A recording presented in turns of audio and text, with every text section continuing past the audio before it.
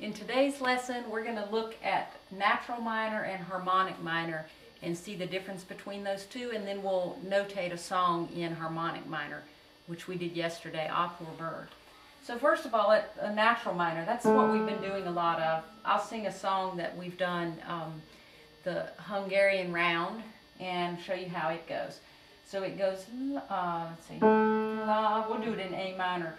La ti do re mi la mi do re do ti la la ti do re mi la mi do re do ti la do ti la so do re mi do ti la so do re mi la ti la mi la ti do re mi la mi do re do ti la.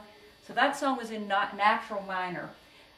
When we talk about different keys, all of the notes in that scale have a name. And the tonic, we've talked a lot about that. That's the home tone where we always come back to. And we've talked about the dominant. That's a fifth up from the tonic. And then the one that is new to talk about today in natural minor is the subtonic. And we used the subtonic in that song when at the bottom where I went do, ti, la, so, do, re, mi. So that was using what's called the subtonic. It's below the tonic. So now, let's look at what a harmonic minor is. I'm going to sing a song in harmonic minor now, and I'll show you the difference, okay? This song is called Ah Poor Bird. Ah, poor bird, take thy flight far above the sorrows of this sad night. Now, this song didn't use the subtonic. It used what's called the leading tone. I'll move this. So in a harmonic minor, instead of the subtonic, we have what's called the leading tone. It leads us back to the tonic. It makes us feel like we want to be moved back there. So I'll show you this now with the leading tone, and we call that C. La ti do, let's see, la ti do re mi la si la mi re do ti la. Ah, poor bird, take thy flight far above the sorrows of this sad night. So now let me show you what it looks like on the staff. Here's the song Ah Poor Bird. We did the rhythms for this yesterday. So if you remember, we did this in what's called in 2/2 time, which means that we have 2 half notes in every measure, and the half note gets the beat.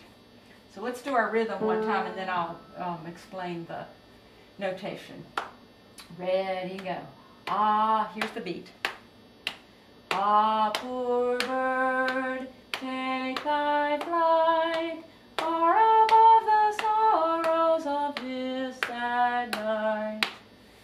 So our beat is represented by the half note, and our divided beat is represented by the 2 quarter notes. Let's say the rhythm. Ta, ta, ta, ta, ta, ta, ta-dee, ta-dee, ta-dee, ta-dee, ta, ta, ta. Now let's look at the notes. We're in the treble clef, and we're in the key of A minor. Remember, we were talking about how to figure out what key a song is in. There's no sharps and flats, so that's the key signature for C major. But we have to look at the last note in the song, which is an A. And so A is the relative minor to C major. So we're in A minor. And this sharp note right here also gives us a hint that we're in a harmonic minor. Because in a natural minor, that note would be a G. And this would be going from, this would be, let's see, La, and that would be La, Si, La, Sol, La. But in this song, it's a leading tone, La, Si, La. So we have to put that sharp in there. That's called an accidental, where we, if we're going to do something different than what's written in the key signature, we have to put this here, a sharp or a flat, to tell us what to do with that note. So we made G sharp, here's our A, and we made G, here's the G, made it sharp with that sharp sign. Okay, so let's try it with the solfege.